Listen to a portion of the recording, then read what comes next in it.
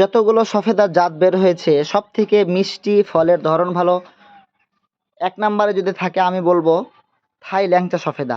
এটা আকারে এরকম লম্বা আকারের হয়ে থাকে এবং প্রচুর পরিমাণে ধরে থাকে। তবে অনেকে প্রশ্ন করছেন যে গাছের প্রথম যখন ফল হবে সেই ফলটা দেখে আমরা কিভাবে বুঝবো যে এই জাতটি গোলাকার নাকি লম্বা ল্যাংচা সফেদা। আমি যারা এই প্রশ্নগুলো আমাকে করছেন তাদের উদ্দেশ্যে এই ভিডিওটি দেখেন।